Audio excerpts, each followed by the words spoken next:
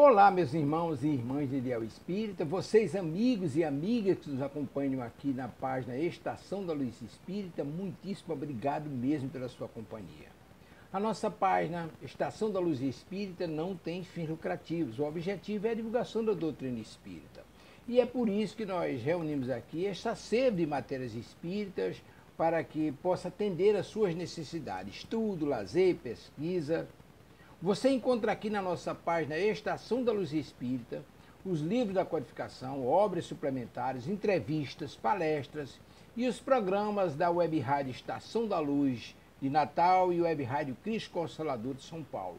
Ou seja, um acervo que atenda às suas necessidades, sem fins lucrativos. O objetivo é a divulgação da doutrina espírita.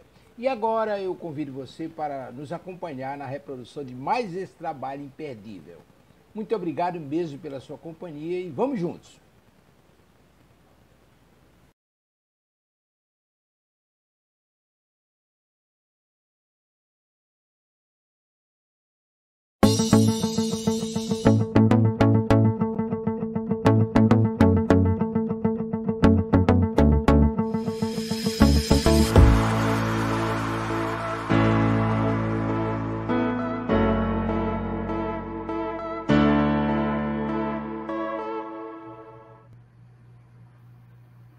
Olá, sejam bem-vindos à Web Rádio Cristo Consolador, programa Viver no Mundo, que vai ao ar toda terça-feira às 19 horas.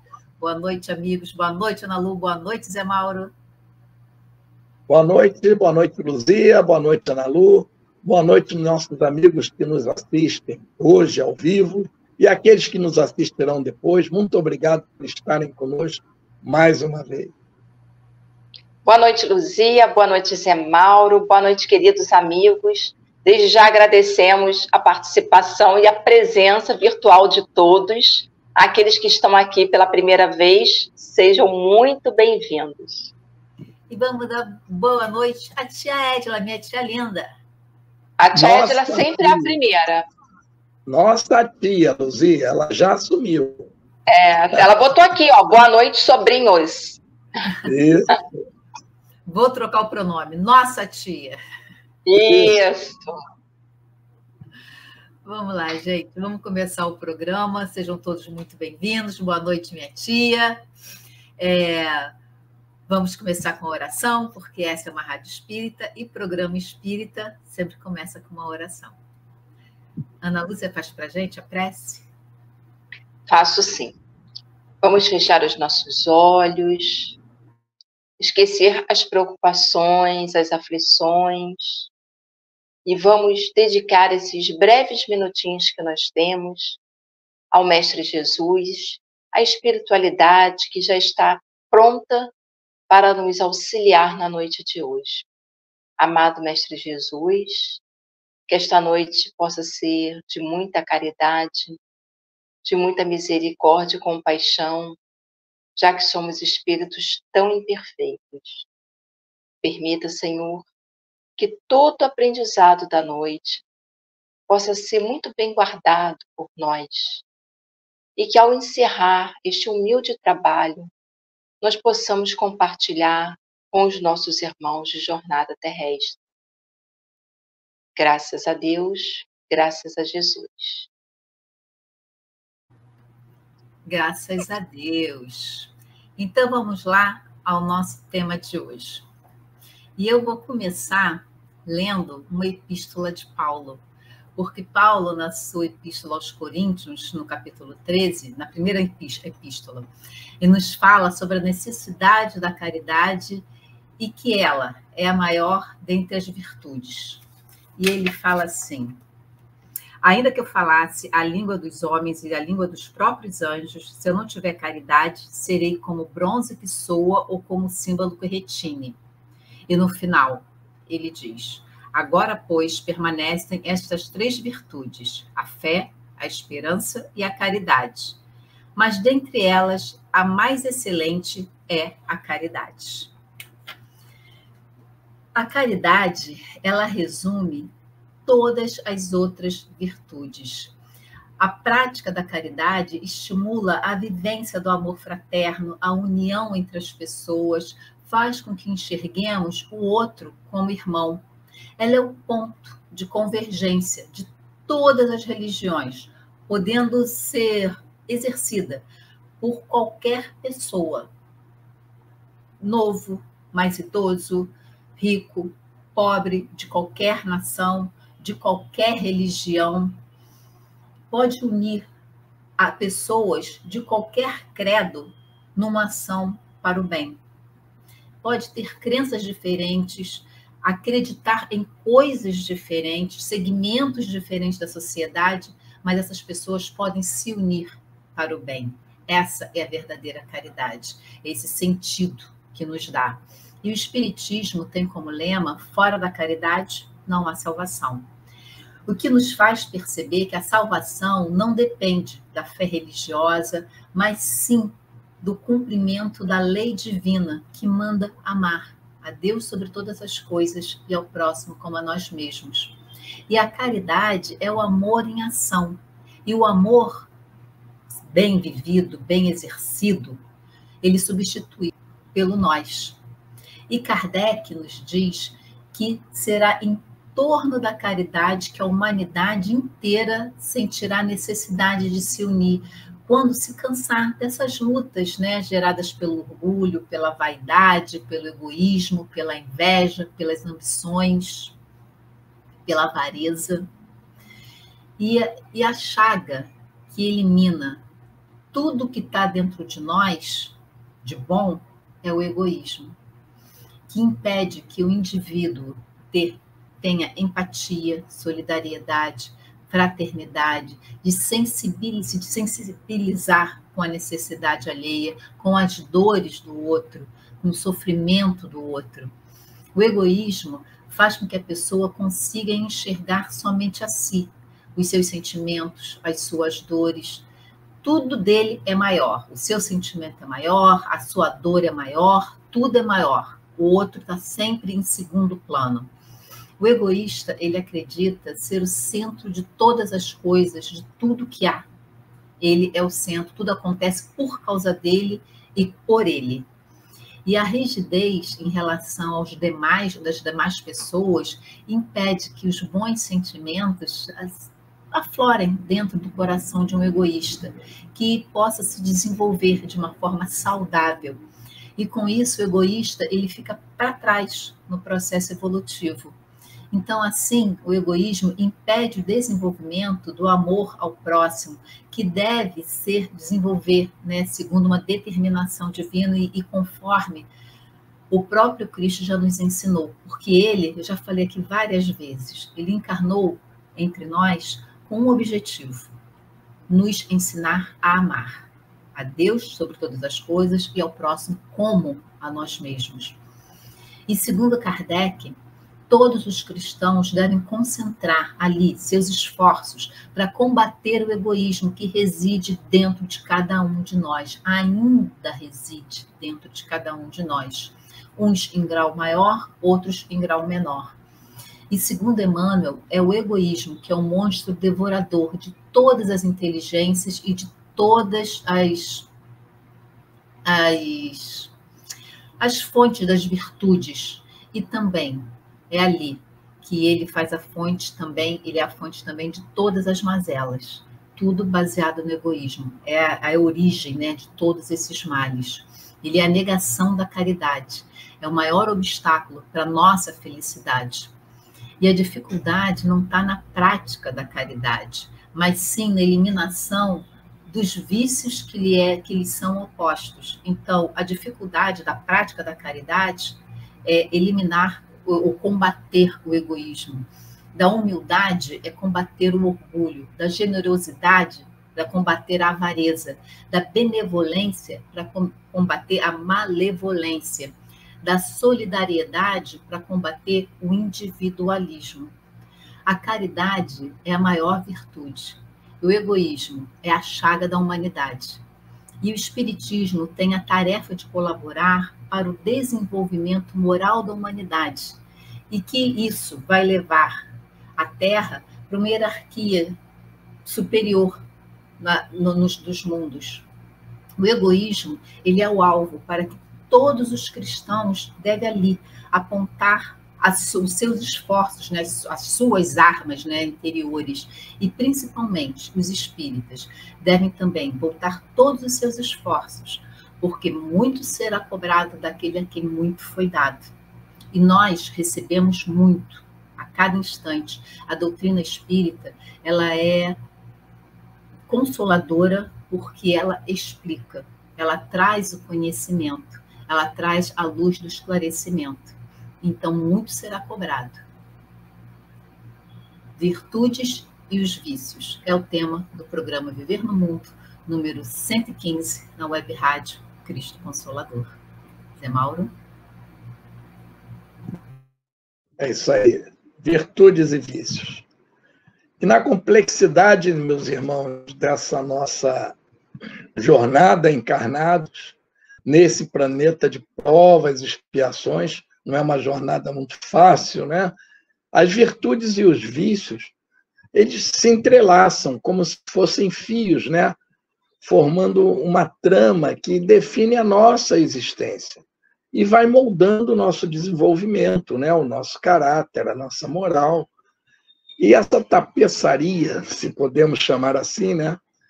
Ela revela nuances das características humanas que vão influenciando o nosso caráter, destacando o papel fundamental aí da famosa reforma íntima, que falamos tanto. Ela é fundamental para formarmos o bom caráter, né? Para o nosso processo evolutivo. E conforme nos fala Emmanuel no livro O Consolador, a virtude é uma conquista sublime e duradoura do espírito ao longo das estradas da vida, incorporada eternamente aos seus valores, fruto do trabalho e esforço pessoal nessa busca. Vejam que Emmanuel nos fala no esforço pessoal. É uma busca que cada um de nós tem que fazer. Ninguém vai colocar virtudes em nós, nós temos que conquistá-las através do nosso livre-arbítrio, escolhê-las. E as virtudes representam, né, o quê? Comportamentos, hábitos que conduzem o homem na trajetória do bem, do amor ao próximo, consequentemente, da evolução espiritual. A filosofia das virtudes humanas, ela trata das características positivas que moldam o caráter e a conduta das pessoas. Essa abordagem filosófica, ela busca compreender não apenas o que é moralmente bom, mas também como as virtudes podem ser cultivadas e integradas à nossa vida diária. É isso que falamos aqui, né? Como nós podemos assimilar isso para o nosso espírito.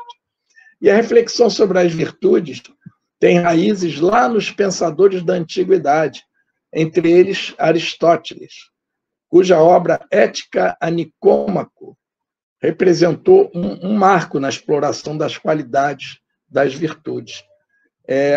Uma curiosidade, Nicômaco é um nome próprio masculino de origem grega que significa vitória do povo. Eu vi o título desse livro, Ética a Nicômaco, falei, o que é isso, né? Mas é um nome próprio. E nessa obra, Aristóteles aprofundou a discussão sobre o caráter moral, a conduta ética, explorando as virtudes como elementos essenciais para a busca da nossa melhoria como seres humanos, né? Ao examinar alguns aspectos, como a coragem, a justiça, a temperança, que é o equilíbrio, a sabedoria. E Aristóteles estabeleceu um guia que transcendeu aos séculos, né? Contribuindo para o entendimento das virtudes e esse papel dela na construção de uma vida ética plena, né? Segundo Aristóteles, a virtude é, portanto, uma disposição adquirida voluntariamente, uso do livre-arbítrio, que consiste em relação a nós, na medida definida pela razão, em conformidade com a conduta de um homem ponderado. Ela ocupa a média entre duas extremidades. Aristóteles diz que ela está entre dois pontos extremos lastimáveis. Um peca por excesso e o outro por falta. E a virtude, enquanto nas paixões, nas ações. O erro consiste, ora, aquele que se mantém de fora, né? Não se mete, e aquele se exacerba e vai além do que é conveniente. E a virtude encontra uma justa medida entre esses dois extremos. Isso é um texto que eu estou resumindo do que o Aristóteles nos fala. Então, assim, desde a Grécia Antiga, se discutia as virtudes. São hábitos adquiridos pela prática constante de comportamentos éticos, bons, algo que a doutrina nos pede constantemente, né? Está sempre nos sugerindo, tenha ética, tenha moral, faça a reforma íntima. E Aristóteles refletiu sobre a busca pelo equilíbrio, em que as virtudes residem entre esses extremos, né? E nós podemos dar alguns exemplos. A coragem, por exemplo, ela está entre a covardia e a temeridade. Aquele que é covarde não tem coragem de interceder no bem, e aquele que se torna temeroso, que exagera e vai além. O que nos lembra o quê? Né? Porque Aristóteles está nos dizendo que a excelência moral é encontrada na moderação. Isso nos lembra aquele ensinamento de Buda, de que o melhor caminho é o caminho do meio. Né? E a pergunta 893 do Livro dos Espíritos, quando Kardec pergunta qual a mais meritória de todas as virtudes, a Luzia já deu a introdução aqui, eles respondem: toda virtude tem seu mérito próprio, porque todas indicam progresso na senda do bem. A virtude sempre que há resistência voluntária ao arrastamento dos maus pendores. Sempre que a gente resiste ao mal, a fazer o mal, estamos, de certa forma, desenvolvendo alguma virtude. A sublimidade da virtude, porém, está no sacrifício do interesse pessoal pelo bem do próximo, sem pensamento oculto. A mais meritória é a que assenta na mais desinteressada caridade. Não tem jeito, falarmos de vício e virtude, falaremos sempre de egoísmo e caridade, né? E assim, a honestidade, a ética pode ser comparada a uma estrela guia, a um farol que irradia luz nos cantos escuros da nossa alma, revelando as verdades interiores que muitas vezes nós resistimos a encarar, né? É o famoso conhece-te a ti mesmo, que é onde começa a nossa reforma íntima. Reconhecer nossos defeitos para eliminá-los e transformá-los. É isso, Ana Lu? É isso, exatamente. E eu vou falar um pouquinho sobre a virtude no Evangelho segundo o Espiritismo, onde o tema está abordado no capítulo 12, item 8. E esse item 8 nos diz assim: a virtude, no mais alto grau, é o conjunto de todas as qualidades essenciais que constituem o homem de bem. Ser bom, caritativo, laborioso, sóbrio, modesto, são qualidades do homem virtuoso. Quando a gente lê esse trecho, a gente fala: eu quero ser um homem de bem, né? Mas a gente precisa ir buscar essas características. Não nos faltam exemplos de homens virtuosos no nosso evangelho, durante a nossa caminhada terrestre. São Vicente de Paulo, Francisco de Paula, Francisco de Assis, Madre Teresa e muitos outros que nos deixaram um legado de caridade e virtude. Exemplos a serem seguidos, né? E às vezes a gente fica buscando um exemplo que é falho e algumas pessoas ficam sem referência. Então não nos faltam exemplos de espíritos virtuosos. Mas a questão é como ser virtuoso num mundo onde há tantos obstáculos, onde nos deparamos com situações que ainda não compreendemos. Como ser virtuoso diante de uma agressão? Aí, essa é a questão, né? E a resposta, o Zé Mauro falou, né, da reforma íntima. Esse é o caminho para nós nos tornarmos virtuosos. A reforma íntima é o primeiro passo que devemos dar. Quando aceitamos as nossas imperfeições, quando substituímos a vaidade pela humildade, quando nos propomos a reeducar, né, os nossos espíritos, aí sim, a gente começa a dar passos em direção a nos tornarmos virtuosos. Não é uma tarefa fácil reeducar os nossos espíritos imperfeitos, né? Não é nada fácil. E nem ocorrerá de uma hora para outra. Então, a gente precisa ter em mente essa reeducação do espírito para que um dia a gente possa vir a ser realmente virtuoso, como esses exemplos que eu dei. Ainda no livro do Evangelho segundo o Espiritismo, nos é dito: não é virtuoso aquele que faz ostentação da sua virtude, pois que lhe falta a qualidade principal, a modéstia, e tem o vício que mais se lhe opõe, o orgulho. Essas duas palavrinhas aí, elas não são estranhas para nós, né? A falta de modéstia que a gente tanto fala aí, ai, fulano não é nada modesto, né? Se fica vangloriando, se acha. E o orgulho que é um elemento que impede a gente de avançar em direção a muitos dos ensinamentos de Jesus. Às vezes a gente fala, ah, eu até queria, mas não. A gente deixa o orgulho falar mais alto. Então, nesse trecho do Evangelho, fica muito claro que a virtude não é para ser exposta, para ser exibida, ela não é um cartão de visita, como muitos gostam, né? De anunciar os seus feitos, que eu fiz isso, que eu faço aquilo. Não. Saber usar a virtude para fazer marketing é algo que não dá muito certo. A virtude, ela deve ser guardada. É uma característica que a gente faz porque a gente sabe que tem dever de fazer. A gente considera isso quando a gente faz um grande ato, né? Faz alguma coisa que... Uma caridade não é para a gente ficar propagando. E vejam como o Evangelho, ele ratifica o que nós estamos conversando. Porque ele nos diz: não imiteis o homem que se apresenta como modelo e trombeteia ele próprio suas qualidades a todos os ouvidos complacentes. Então é isso. Não é para a gente ficar fazendo marketing do que a gente faz, do que a gente deixa de fazer, ou às vezes quer fazer, mas eu não posso, aí arruma desculpa.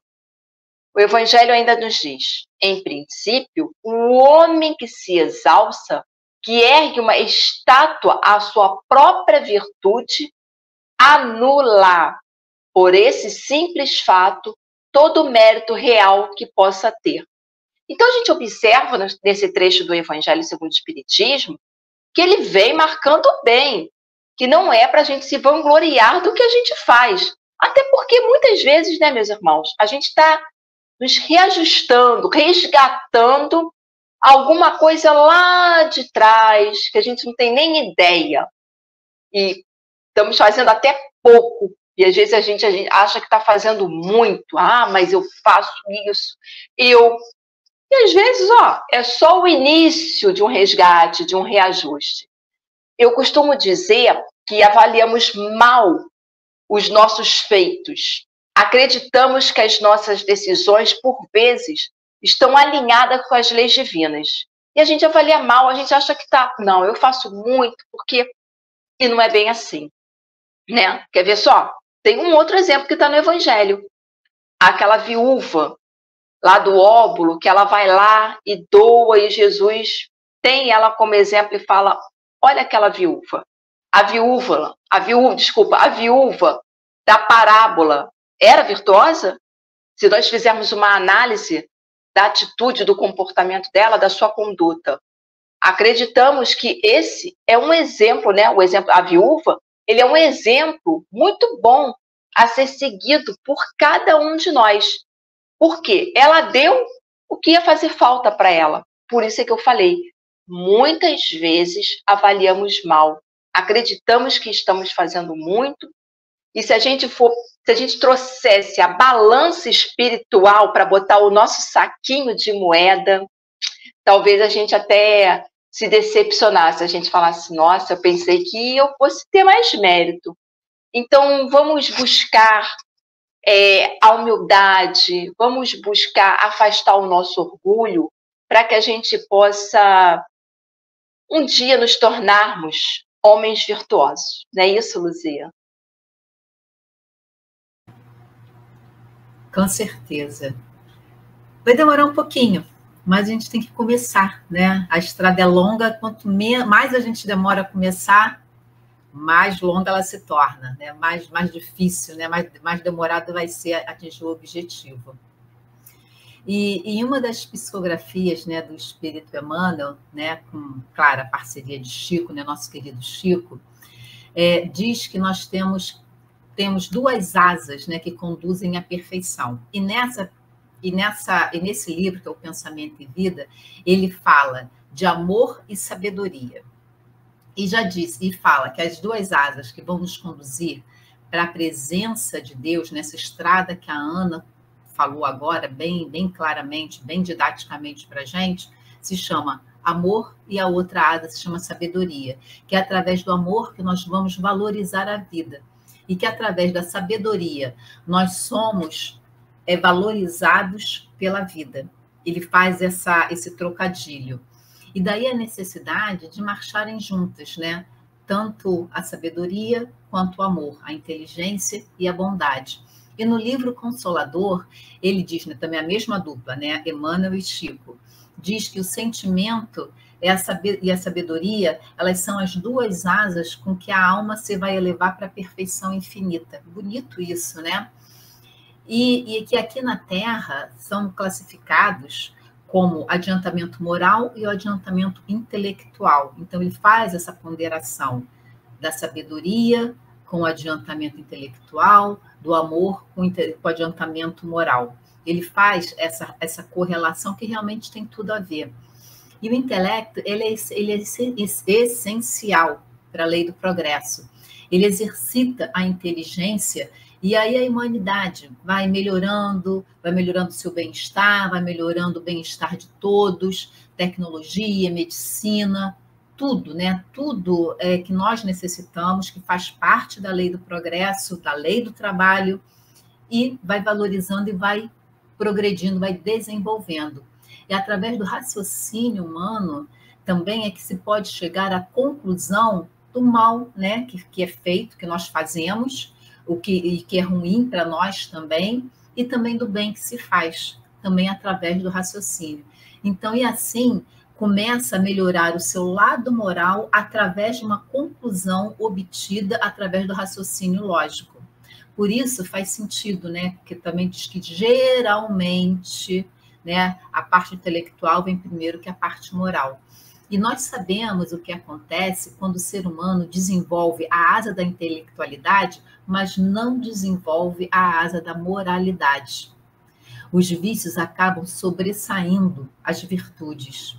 Então, há homens de gênios inventando armas de destruição em massa, intelectos desenvolvidos que criam novas drogas ilícitas, porque essas drogas que a gente vê ilícitas, né, que nós vemos surgindo a cada dia, isso não é feito por amador, não é feito por leigo. São pessoas que realmente conhecem química e sabem manipular os elementos químicos.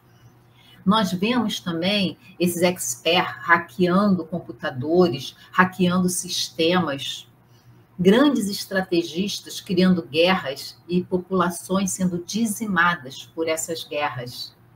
A ganância, a avareza, o materialismo, individualismo, orgulho, vaidade, falta de amor ao próximo, falta de amor a Deus. São as mazelas inferiores dominando em vez de serem dominadas.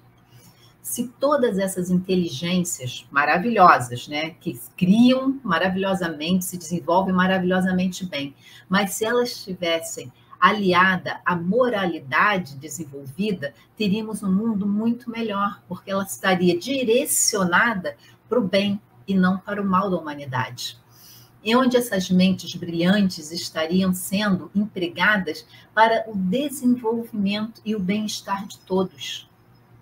Então, por isso, é tão necessário desenvolver também a moral e, logo em seguida, não deixar tão afastada assim, porque quando ela está muito afastada, ela acaba sendo atropelada por todos os nossos vícios que ainda residem dentro de nós. Não haveria miséria, não haveria desrespeito se a moralidade andasse com a inteligência. A Terra já seria um mundo de regeneração, já deixaria de ser um provas e expiações. E todos nós já estaríamos habitando num mundo com muito menos sofrimento do que tem esse mundo de hoje. E é certo que, na maioria das vezes, esse intelecto ele se desenvolve antes da moral. Mas o ideal é que essa distância ela não seja muito grande, para que não haja tantas distorções como nós vemos no mundo hoje em dia. E hoje em dia nós estamos vendo muito isso. Está nos jornais todo o tempo. A ganância, a vaidade, o orgulho, a ambição sobressaindo aos sentimentos mais nobres, às nossas virtudes. População sendo grupos, sendo dizimados por interesses materiais. Isso é quando a inteligência está se desenvolvendo, o intelecto está se desenvolvendo, mas não está se desenvolvendo a moral. E também não tem como ser o inverso, só desenvolver a moral sem desenvolver o intelecto. Precisamos da inteligência para poder colaborar com a lei do progresso. E a palavra que Emmanuel utilizou foi sabedoria, que é muito mais do que inteligência. Sabedoria é saber usar a inteligência baseada nas leis do Pai, com moralidade. Nascemos simples e ignorantes e durante a nossa jornada nós vamos trabalhando, nos esforçando para desenvolver essas duas asas, até que elas estejam equilibradas e proporcionem voos belíssimos, como nós vemos os bons espíritos, os espíritos puros fazerem os seus voos. Emmanuel nos afirmou que no século passado foi o século marcado pelo intelecto, e que esse século vai ser marcado pelo belo, pelas artes, pela cultura, pela educação. Então, coisas muito mais sutis. É necessário o intelecto, foi necessário todo esse desenvolvimento, que o século XX foi uma explosão de desenvolvimento. Se somar os outros todos 19 séculos, não conseguem superar tudo o que se alcançou, né? Tudo que se desenvolveu no século XX. E com essa base, nós vamos agora usar a parte mais sutil, olhar com os olhos mais amorosos. Então, desenvolver a cultura, a educação, a arte, o autoconhecimento. Então, é bonito quando Emmanuel diz que será marcado pelo belo. Então, que sejamos parte desse belo, ou que pelo menos possamos contribuir para que o belo venha mais rápido para cada um de nós. O mundo vai se tornar muito mais leve, com muito mais cor, e depende de nós. Depende que cada um faça a sua parte e que juntos possamos construir um mundo muito melhor. Só um minutinho, Zé Mauro, que tem o Gustavo aqui. Só ver o que é que o Gustavo botou. Só um minutinho. Eu vi, é uma observação muito interessante. Peraí.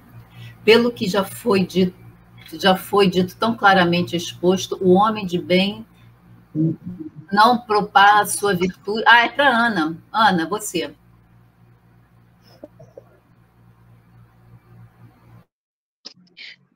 Pelo que já foi tão claramente exposto, o homem de bem não propaga a sua virtude, demonstrando-a pela sua conduta, correto? É exatamente isso, né? É bem o que a viúva fez, né? Ela foi lá, deu a sua contribuição e pronto, não precisou ficar divulgando em praça pública, né? E a gente aí, infelizmente, a gente ainda vê muitos irmãos, né, que ficam divulgando os seus feitos. Não é divulgar, isso é importante a gente deixar registrado aqui. fazer divulgação para obras de caridade, né? Para auxílios a orfanatos, a abrigos, tudo bem. Mas divulgar o que a gente está fazendo para alimentar a nossa vaidade, aí não, né? É isso mesmo, Gustavo, correto. Zé Mauro. A espiritualidade nos ensina que o exemplo é um ensinamento melhor do que 1000 palavras, né? Você pode falar, dizer coisas bonitas, quando você dá o exemplo, você transmite muito mais. Mas nós falamos até agora, pelo menos eu no primeiro bloco, em virtude, né? E quanto aos vícios? A grande maioria dos espíritos que vivenciam essa encarnação na Terra, né? Trazemos conosco tanto virtudes como vícios. Praticamente todos nós temos virtudes e vícios, né? E esses vícios podem ser compreendidos como quando alguém adota hábitos ou padrões de comportamentos censuráveis. Da mesma forma que falamos que a virtude são aqueles hábitos que nos levam a nos tornarmos um homem de bem, né? Elevam a nossa moral. Os vícios são hábitos que nos levam a comportamentos censuráveis, que prejudicam a nós mesmos ou aos outros, né? E podemos citar aí o egoísmo, o orgulho, a inveja, a gula, a preguiça. São imperfeições presentes naqueles que carregam consigo vícios. Esses surgem devido à intensificação de uma necessidade ou de um sentimento. Ou seja, isso que citamos aqui, orgulho, egoísmo, inveja, gula, injustiça, mentira, enfim, intensificando muito, pode se tornar um vício. Resultam do abuso dos instintos e se apresentam como um impedimento ao nosso processo evolutivo, né? E os vícios que afetam negativamente nossas vidas podem ser divididos em vícios materiais e vícios morais. Chamarmos assim, os vícios materiais podemos citar alcoolismo, tabagismo, excessos alimentares, o jogo, o uso de drogas ilegais, e frequentemente acarretam vários problemas sociais, né? Sérios problemas, quando tornam-se realmente um vício, né? Por outro lado, os vícios morais também são motivo de impedimento da nossa evolução, né? Podemos citar aí a mentira, mentir para nós mesmos e para os outros, né? A conhecida falsidade no popular, né? A tendência à lamentação, a revolta contra a vida, aquele que é mal-humorado e sai descontando em todo mundo, em tudo, sai na rua, o motorista do ônibus não tem nada a ver com isso. É um vício também, né? A prática do orgulho, quando ao se considerar infalível, o orgulhoso, ele, na verdade, acha uma maneira de compensar uma profunda insegurança interior, muitas vezes. Ele é inseguro, então ele se torna orgulhoso. Ele não quer nem saber como é que é o outro, porque vai que é melhor que ele, né? Pois é. E a compulsão por gastos desnecessários também é um vício moral que causa problemas de gastar dinheiro e tal. Eu conheci na minha vida um casal que o cara aparecia com carro novo quase que 2 vezes por ano, carros caros, era louco por carro. E um dia foram despejados. A esposa descobriu que tinha meses que ele não pagava o aluguel. Existe isso. É um vício também. E a inclinação para criticar, para julgar os outros, né? E fica alimentando aquela sensação de superioridade. Esse cara é isso, é aquilo, achando defeito nos outros para esconder os seus. E teremos outros comportamentos aí prejudiciais que podiam ser citados. A pergunta 913 do Livro dos Espíritos, quando Kardec pergunta, dentre os vícios, qual se pode considerar o mais radical? Claro que não podia ser outra resposta, dentro do texto que eles colocam na resposta, eles falam que é o egoísmo, que daí deriva todo o mal. Estudai os vícios e vereis que no fundo de todos há egoísmo. E ele neutraliza as outras qualidades, né? A caridade, a justiça, o amor. O egoísta acaba atrapalhando a prática essas boas práticas, né? Vamos dizer. O egoísmo é como se fosse uma névoa, né? Um nevoeiro denso que escurece a visão do nosso coração. Ou seja, ele embota o amor ao próximo, limita a capacidade de enxergar além do eu. Isso aí é uma definição excelente. O egoísmo limita a capacidade de enxergar além do eu. Sou eu e eu, né? E aí, como é que fica? Fora da caridade não há salvação, né? Essa atitude, se não for controlada, vai ter impactos horríveis, tanto no nível pessoal quanto no nível social. E a ênfase excessiva nos próprios desejos, né, muitas vezes leva aqui a falta de empatia, a falta de compreensão. O egoísta não quer entender ninguém, né? Ele quer cuidar da vida dele, né?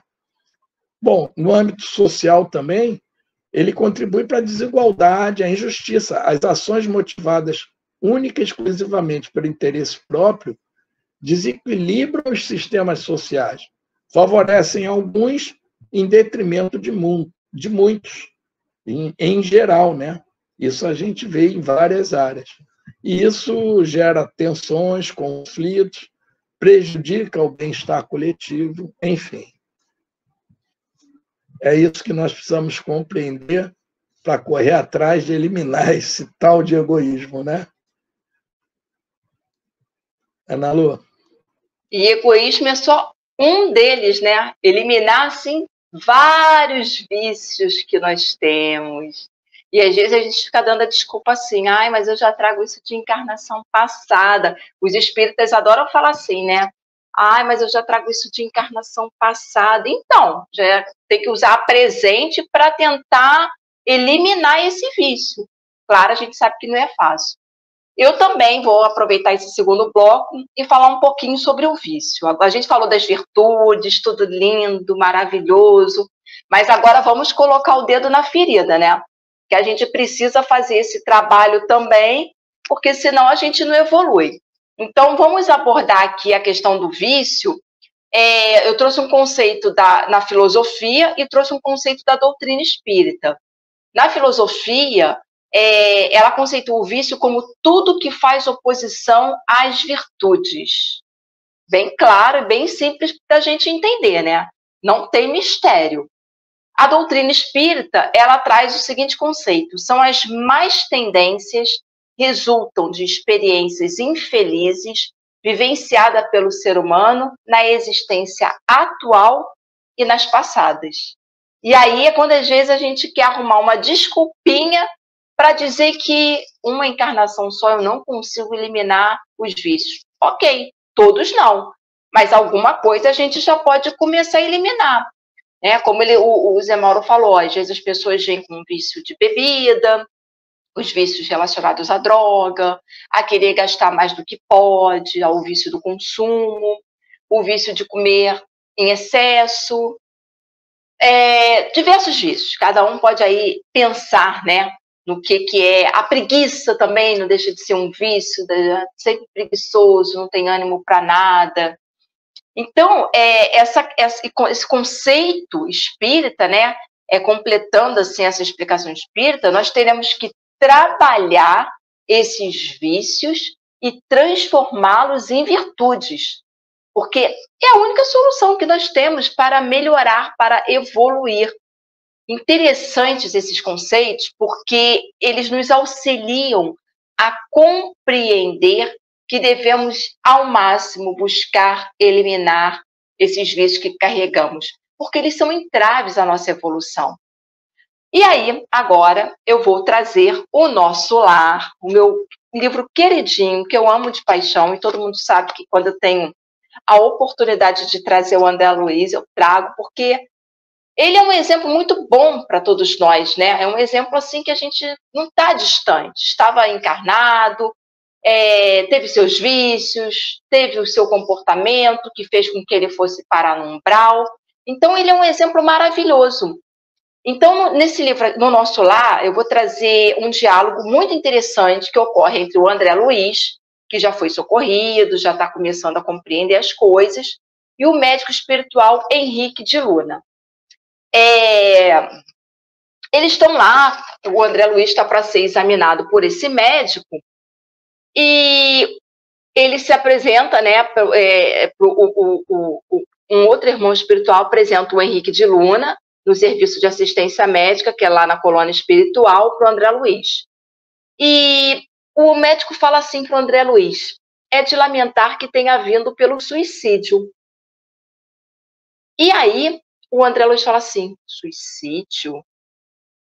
Aí ele lembra, ele recorda das acusações dos seres perversos, das sombras, quando ele estava lá no umbral, né, que ficavam falando para ele: suicida, suicida. E aí o André Luiz fala assim para o médico: eu creio que haja engano. Ele fala isso para o médico, mas fala assim, meio melindrado, né? Assim, ele sabe do que ele fez, né? A gente sabe do que a gente faz, mas a gente fala, né? A gente, como eu falei, a gente tenta contornar.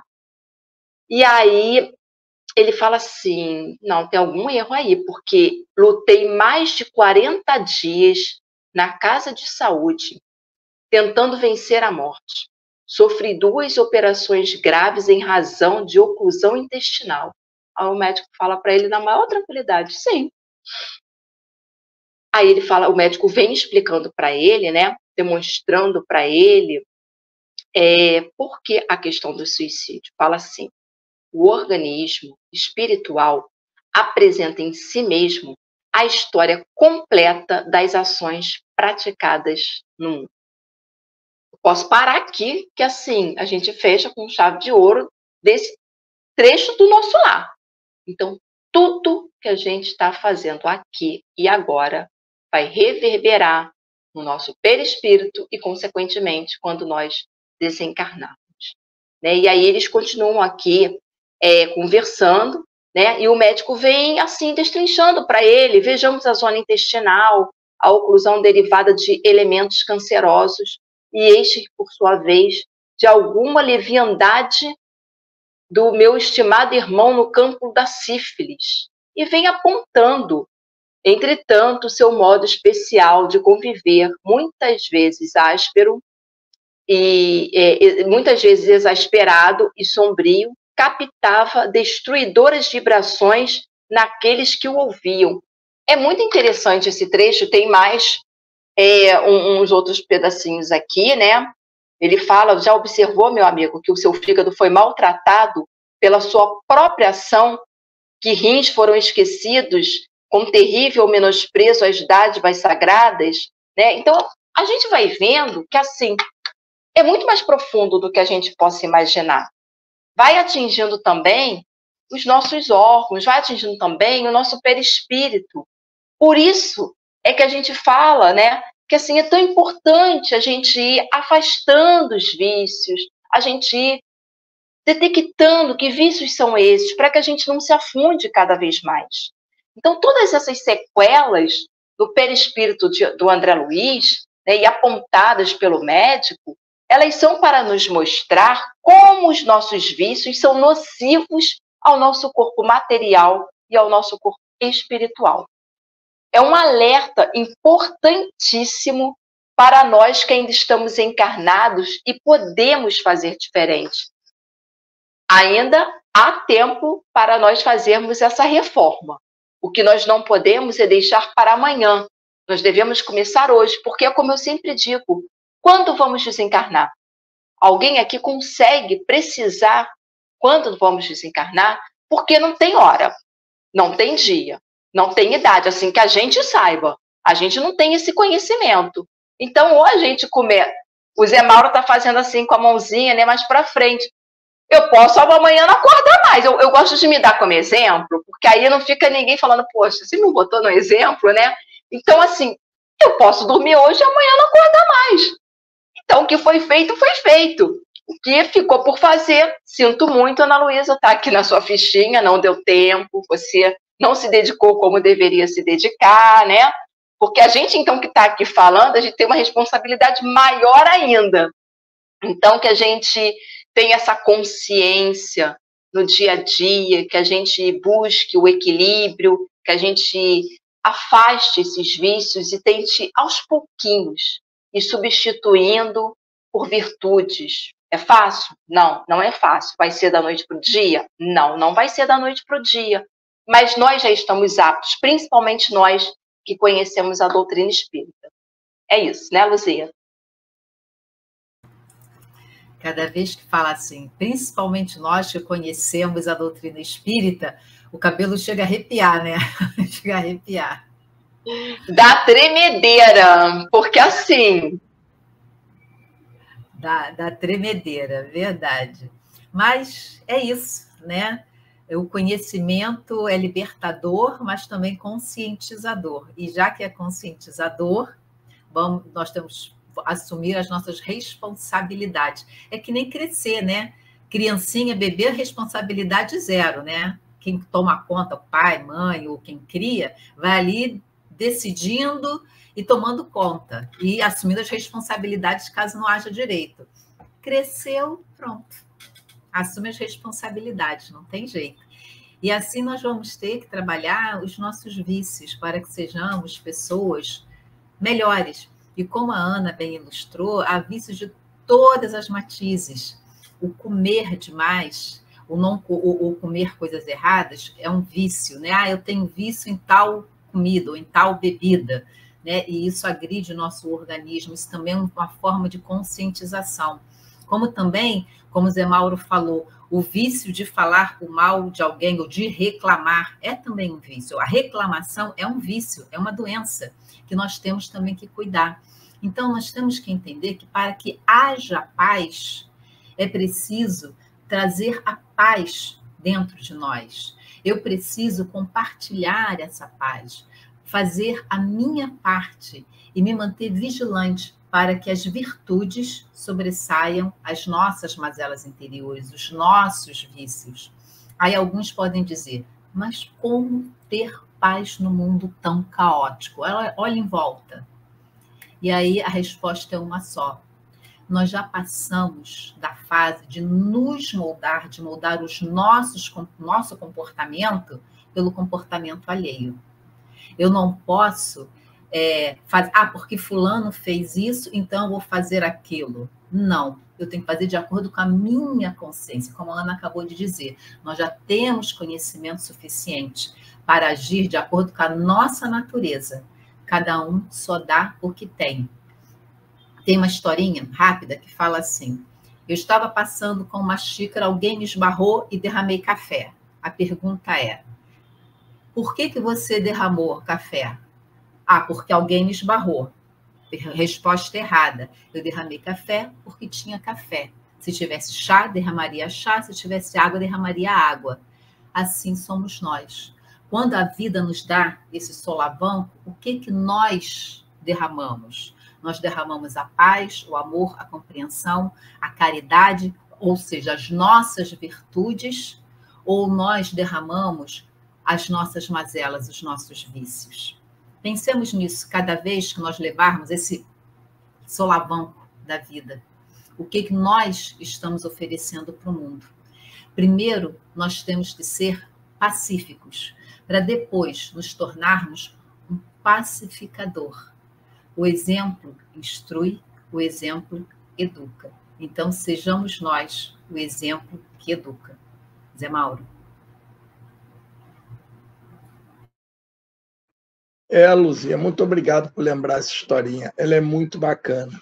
E ela traduz aquilo que a gente diz, né? Nós damos daquilo que temos no coração, né? Nós entornamos aquilo que temos na xícara, né? Isso dá para a gente pensar bastante. Mas, nessa dança entre virtudes e vícios, né? A doutrina espírita convida cada um de nós a explorar essa paisagem complexa dessa jornada espiritual aqui na Terra que falamos tanto. E as virtudes seriam como pétalas delicadas que perfumam o caminho, né? Um perfume que nós inalamos e quem está em torno também. Enquanto os vícios são sombras escuras que desafiam nossa busca pela verdadeira essência. Então, em um convite a essa introspecção, o Espiritismo nos chama a montar a nossa jornada da seguinte forma: escolhendo virtudes que iluminem nossos passos e reconhecendo os vícios que, quando adquiridos por nós, obscurecem a luz interior e impedem nosso processo evolutivo. Ou seja, vamos escolher virtudes e tentar alcançá-las e trazê-las para dentro do nosso espírito. E vamos detectar, reconhecer os vícios para não adquiri-los, e aqueles adquiridos, vamos nos esforçar para eliminá-los. Não é fácil, né? A virtude. Emmanuel, no livro Correio Fraterno, ele cita: virtude é como acontece com a pedra preciosa lapidada. Não surgirá no mostruário de nossas realizações sem burilamento e sem sacrifício. Ou seja, o diamante, para ficar lindo daquele jeito, ele é lapidado, é preparado. Assim são as pedras preciosas. O ouro é derretido para fazer as joias. Então, nós precisamos também construir no nosso coração essas virtudes, lapidar, nos esforçarmos. E, muito importante, temos que lembrar que tanto as virtudes quanto os vícios adquiridos aqui serão levados pelo Espírito quando de volta ao plano espiritual. Então, é aquilo que falamos sempre. Ninguém vai chegar lá e se tornar bonzinho, virtuoso. Vai levar as virtudes que tiver conseguido aqui e vai levar também os vícios. E com relação aos vícios, nós vemos aí os diversos casos de vampirismo, né? Aquele vampirismo, principalmente, a gente vê muito nos livros com relação aos alcoólatras, aos drogados, né? E aqueles espíritos que ficam ali. Por quê? Levaram esse vício para lá. Não conseguiram lapidar a virtude e não conseguiram eliminar, nem reconhecer, talvez, né? Às vezes ainda passam achando aquilo ótimo, maravilhoso, solução da vida. São pessoas que precisam de muita ajuda. E à medida que lapidamos e preparamos as nossas virtudes, estaremos mais aptos a ajudá-los. Ana Lu. É isso. Bom, já que a gente detém minimamente algum conhecimento, a gente precisa fazer alguma coisa, né? Por nós, primeiro, porque a gente deve trabalhar os nossos vícios, e depois que a gente também possa compartilhar tudo que a gente conversa aqui toda terça-feira. Que nós estejamos atentos aos nossos interesses, porque eles mostram a nossa essência. Se verificarmos um vício, tenhamos coragem de, aos pouquinhos, irmos extirpando essa erva daninha. Nós precisamos aprender a separar o joio do trigo no que tange ao nosso próprio campo, né? Não ficar olhando para a grama do outro, olhar primeiro para a nossa grama e falar: poxa, essas coisas não são legais em mim, e eu sei que eu preciso trabalhar. Na certeza de que recebemos diariamente a dose dos remédios espirituais para nos curarmos dos vícios e cada vez mais substituirmos por virtudes. Essa é uma realidade para aquele que acredita na imortalidade da alma. Avante, meus irmãos de jornada, estamos todos juntos, hein? De mãos dadas, ninguém larga a mão de ninguém. Então, assim, hoje o nosso programa é uma mensagem para todos, né? Que ainda precisamos tanto nos melhorar para podermos, assim, um dia falarmos: deu certo. Queridos amigos, era isso que nós tínhamos para hoje, falar dos vícios, das virtudes. Espero que tenhamos tocado o coração de vocês. E vamos dar boa noite aos nossos amigos? Vamos lá. Nossa tia Edila. Tia Edila, sempre a primeira a chegar. Maria Tereza, TT Rivera, querida, um beijo. Oi, oi, Maria Tereza. Marcinha Lírio, beijo, querida. Oi, Marcinha. Gustavo. E Gustavo tem uma mensagem para você aí, Ana. Já está a Ana Lu a me deixar preocupado com a... Não, Gustavo, eu não quero preocupar ninguém, né? É só assim para a gente pensar no assunto. Assim, vamos começar a conversar sobre o assunto? É para preocupar mesmo, preocupa. Para poder agir. Queridos, vamos encerrar. Lembrando que toda terça-feira, 19 horas, programa Viver no Mundo, na web rádio Cristo Consolador. Não esqueçam de deixar o like, de acionar o sininho, porque isso é importante para a rádio, é importante para o programa. E vamos orar para agradecer esse momento que passamos juntos. Zé Mauro, você faz para a gente a prece? Mas com o microfone ligado, esse. A Márcia Lírio agradeceu pelo estudo, eu estava olhando aqui. Bom, vamos então, irmão, elevar nosso pensamento e com o nosso coração cheio de gratidão, dar graças a Deus, a Jesus, nossos guias, os mentores que nos acompanharam nesse estudo. E que nós possamos, Pai, ter adquirido um pouquinho mais de compreensão para o nosso caminho, para o homem de bem. Sabemos que é longo, é tortuoso, é uma lapidação difícil, mas estamos aqui na busca e sabemos que temos ajuda e é da tua vontade. Muito obrigado por mais essa noite de estudos, de aprendizado. Graças a Deus, graças a Jesus. Graças a Deus. Até a próxima terça-feira. Um beijos. Beijos. Deem o like, hein? Isso. Eu tenho Tchau, amigos tchau, que agora estão assistindo e não botaram o nome lá no chat. Deem o like. Tchau, tchau. Chegamos ao final da nossa atividade. Muitíssimo obrigado mesmo pela sua companhia e espero você no próximo evento.